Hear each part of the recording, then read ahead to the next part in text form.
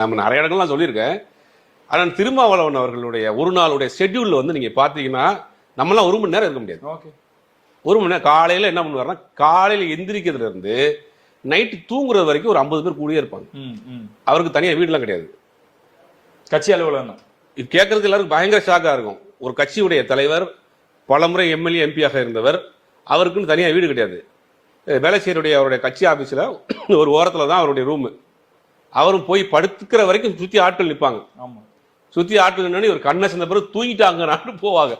காலையில எந்திரிக்கிறப்ப அதே மாதிரி 50 பேர் நிற்பாங்க. அவங்கள்ட்ட பேசிக்கிட்டு தான் பல்லு வளர்க்குவார், பேசிக்கிட்டு தான் குளிப்பாரு, அப்படியே ட்ரெஸ்ஸை போட்டு அப்படியே கூட்டு போவாங்க கட்சி மீட்டிங். இப்படியே ஒரு அதாவது மக்களோடைய கட்சி நிர்வாகிகளோடய இருக்கிறார்.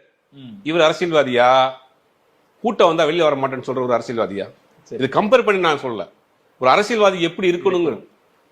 நீங்க எதுக்குமே வர மாட்டேங்கிறீங்க, வெளியில வந்தா கூட்டம் ஆயிருது, வெயிலா இருக்கு அப்படின்னு சொன்னா எப்படி அரசியல் நடத்த முடியும்?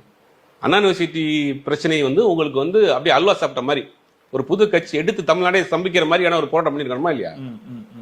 ஆளுநர்கிட்ட ஏசி கார்ல போய் ஆளுநர் கம்ப்ளைண்ட் கொடுத்து அதே கார்ல திருப்பி ரிட்டர்ன் கிளம்பி போறது வந்து என்ன ஆயிர போகுது?